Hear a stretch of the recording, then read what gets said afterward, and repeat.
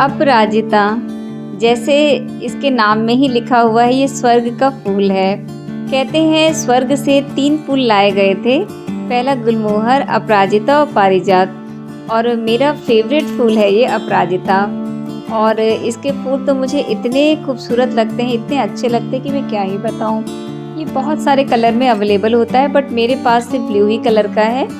और वैसे ये सफ़ेद में भी अवेलेबल होता है।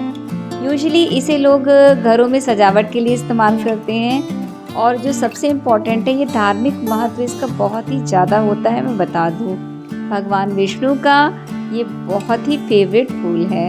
लोग इसे बहुत ही प्यार से और इसे भगवान को अर्पण करते हैं। और इस फूल को कहते हैं कि अगर ये घर में है तो इससे घर में बरकत होती है, बहुत ही सारी खुशियाँ आती हैं।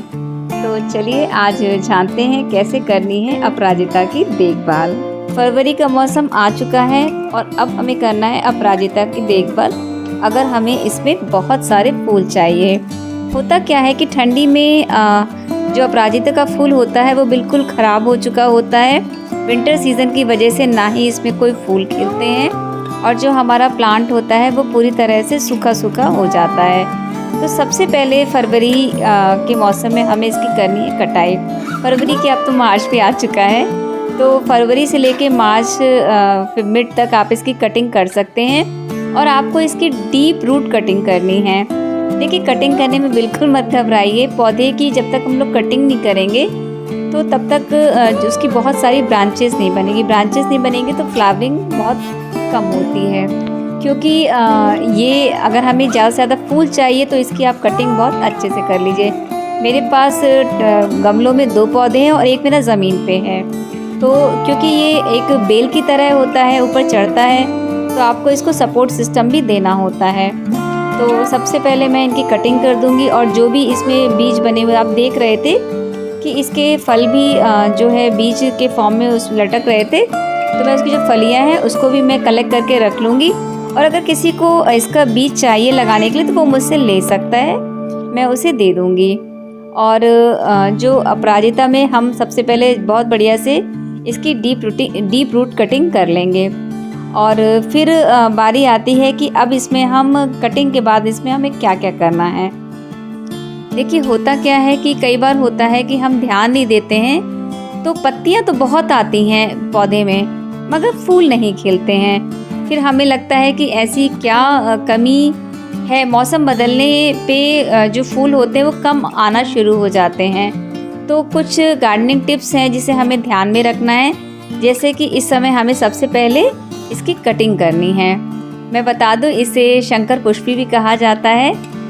एक बात याद रखिए, होता क्या है कि पौधे की शुरू में किसी और तरह से देखभाल करनी होती है, फिर थोड़े दिनों बाद कुछ और।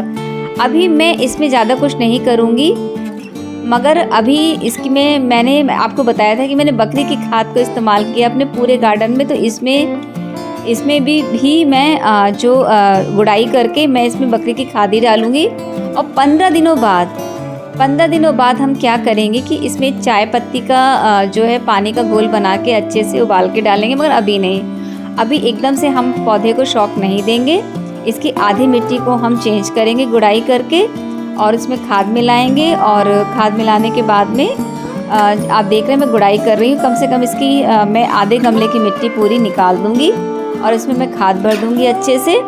और उसके 15 दिन के बाद जब इसमें पत्तियाँ निकलने लगेंगी, तो जब पत्तियाँ निकलने लगेंगी तब मैं इसमें डालूँगी जो है चाय की पत्ती का पानी। और यूजुअली जो केला वगैरह होता है, जो केला हम लोग खा के छिलका उसका फेंक देते हैं, उसको सुखा कर भी आप इसमें डाल सकते हैं। ये 2 चीज़ें आप कंटिन्यूस 15-15 दिन के गैप में इकट्ठा करके सुखा करके डालते रहिए। और उसके बाद आप यकीन नहीं मानेंगे, इतना खूबसूरत इसमें फूल खिलते हैं कि मैं क्या ही बताऊँ। चलिए, एक चीज़ मैं आपको और राज बताती हूँ। देसी फर्टिलाइज़र अपराजिता के लिए क्या है। अगर आपके घर में फिटकरी हो तो आप फिटकरी का एक टुकड़ा ले लीजिए और उसको ग्लास के पानी में डुबो कर रख दें।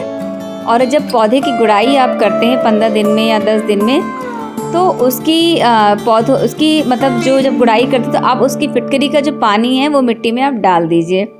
उसके बाद जो है आप देख सकते हैं कि बहुत तेज़ी से इसकी ग्रोथ जो है होगी। इसी तरह छोटी छोटी टिप्स से आप अपराजिता के प्लांट को बहुत अच्छे से ग्रो करिए और इसमें बहुत सारे फूल आपको नज़र आने लगेंगे। अभी तो मैं सिर्फ इसकी कटिंग करूँगी और इसमें खाद डालूँगी।